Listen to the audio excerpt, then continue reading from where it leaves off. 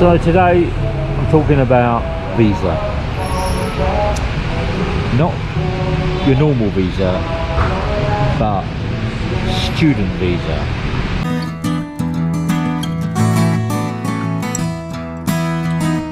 At the moment there is a lot of interest here in Davao. There's lots of chica, chismes, lots of rumours, lots of gossip about Canadian and Australian student visas. So somebody in Annie's family asked me about visa in Australia. I didn't know about it. Couldn't give them a reply. So I went out and found out about it, like you can do. Then somebody from the Mercury Drug asked me about a butchery visa in Canada or a butchery visa in Australia, because they're all being told that it's easy to get, it's easy to acquire. All you need to turn around and do is virtually turn up.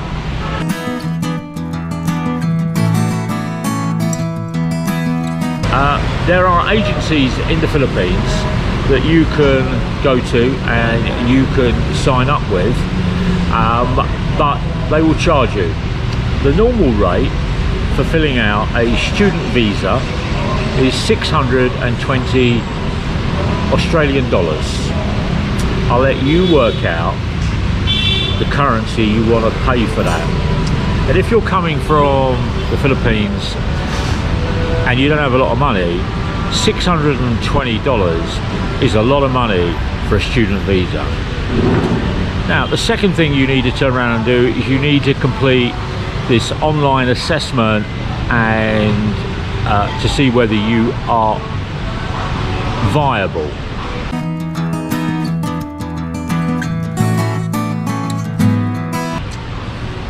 Point 3, that is number 3. If you are successful, then you turn around and you've applied for the visa. One of the criteria you need to have is you need to have foreign overseas health insurance.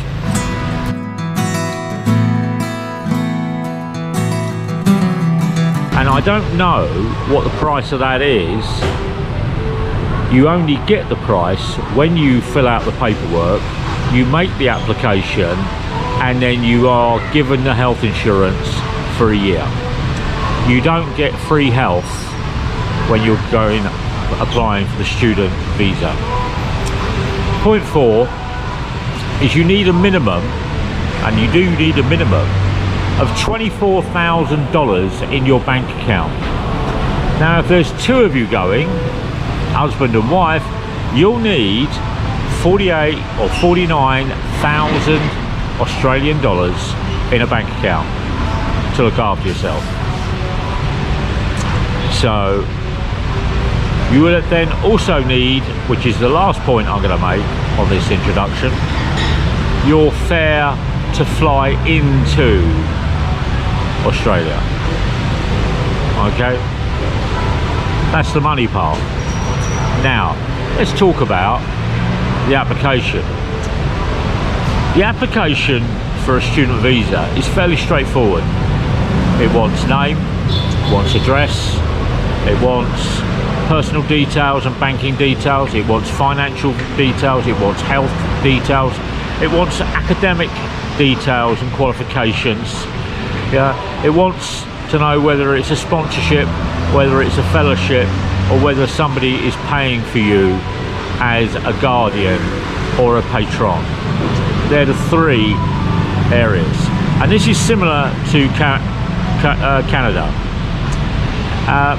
Once you've completed that online assessment and you've ticked all those boxes, the Australian government would like, or the visa you're applying to, the student visa, is broken down into areas in Australia.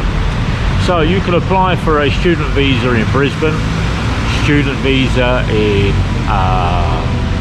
Adelaide, a student visa in Melbourne, student visa in Sydney, student visa in any other cities around Australia. But the criteria is the same. Okay, now when you fill out the criteria, there are certain things that you will be asked, and you need to give all, and I mean all, the information that is asked, because 87% of people that apply for the student visa get rejected.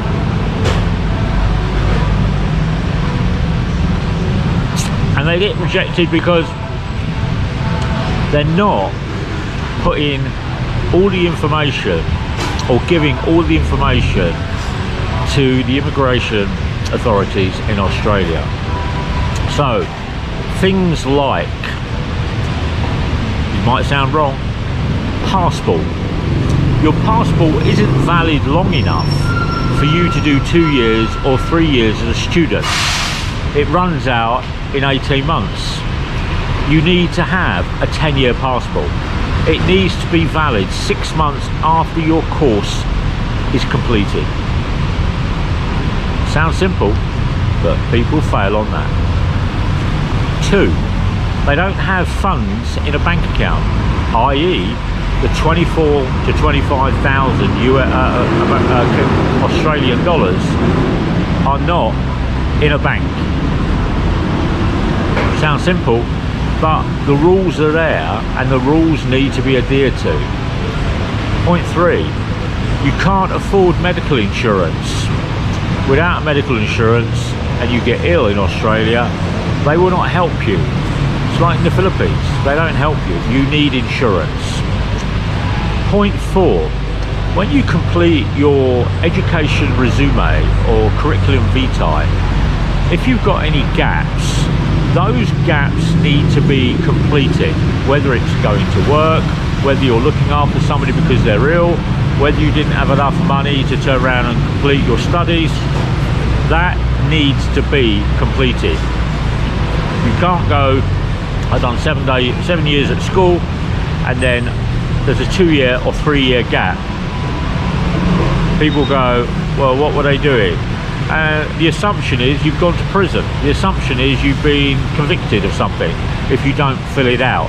You need to complete it, and you need to complete the paperwork. NBI police clearance needs to be completed. I've got a cough. Now, if you're doing sponsorship, then you're applying for a place in Australia to pay and support you, but they don't pay your living expenses, they don't pay your travel expenses, they don't pay your accommodation expenses, they pay for your education, and at the end of that education, hopefully you can get a job. If you don't, you end up having to come back to the Philippines. So you can turn around. Yes sir, hello mate. Thank you very much. Oh, I got lunch, look at that.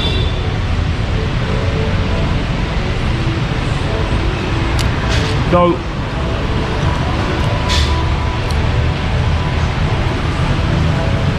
health, somewhere to stay, bank account, application, passport photographs, all have to be submitted. Now, there are 3 or 4 agencies in the Philippines that are really, really good. One of them, I've been told, is one called AGP. They're online. They still charge you 620 Australian dollars to make the application. They will still make sure you have your insurance and you've got it paid. They'll turn around and make sure you've got your flight. They'll make sure you've got your money in the bank. But lots of people here in the Philippines, especially in Davao, are saying to me that they just have to turn up at the airport and they'll get a sponsorship. No, it doesn't work like that. You have to follow the process that the Australian government and immigration have set in place for student visa, work visa. Now in Australia, the category 500, which is a visa category, is where a lot of people apply and are successful.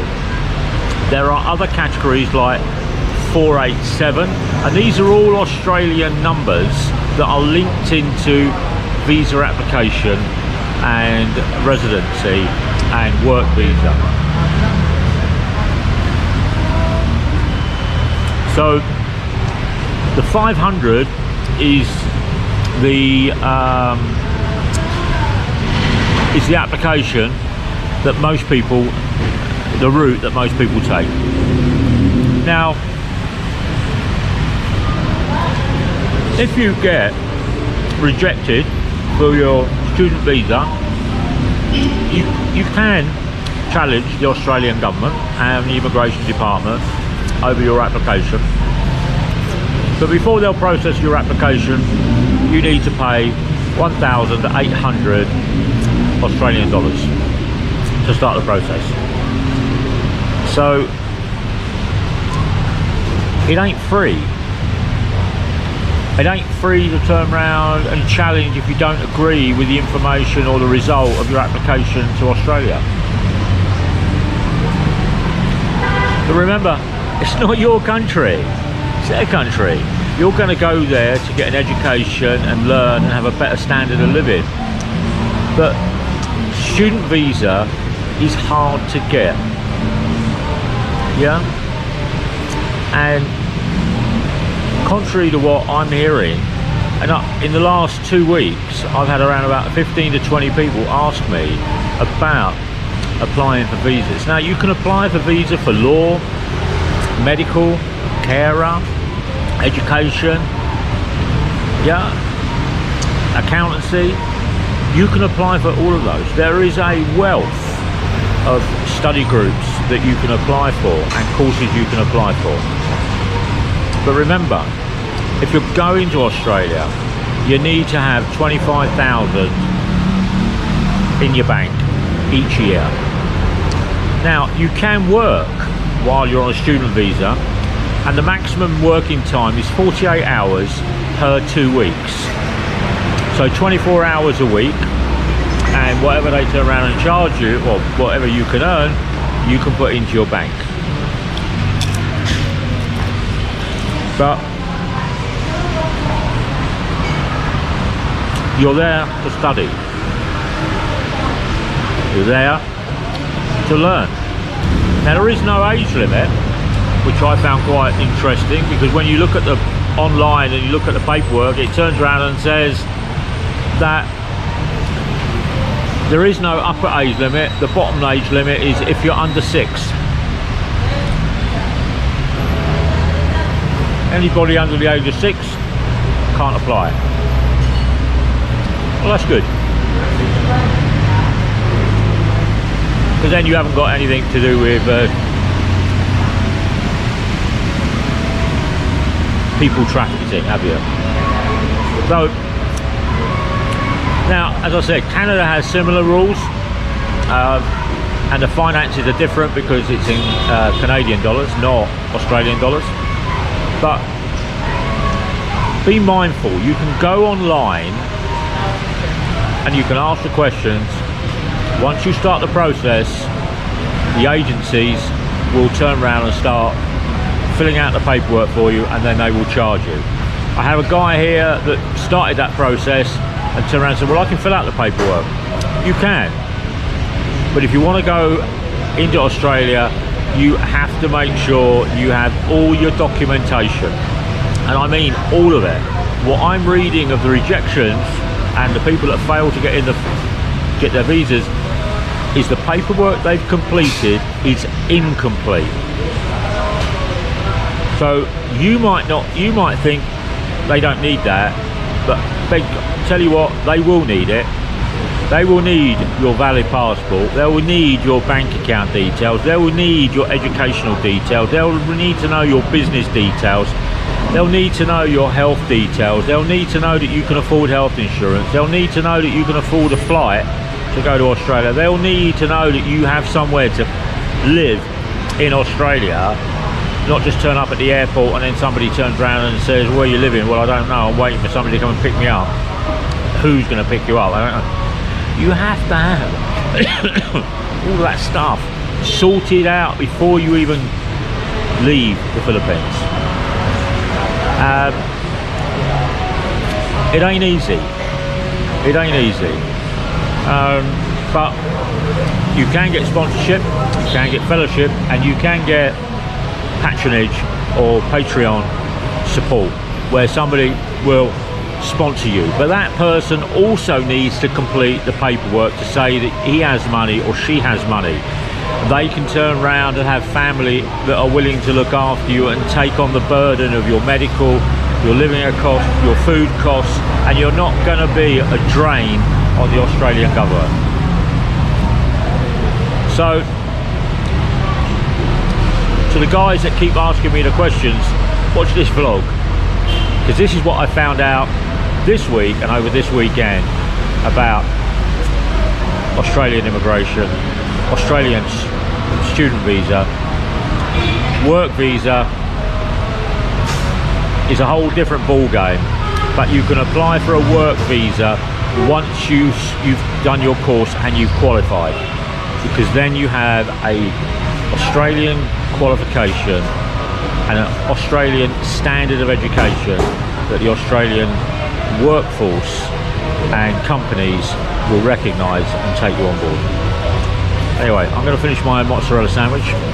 I'm here at Bose Coffee. Have a go. Take care. Like, share, subscribe, share with your friends.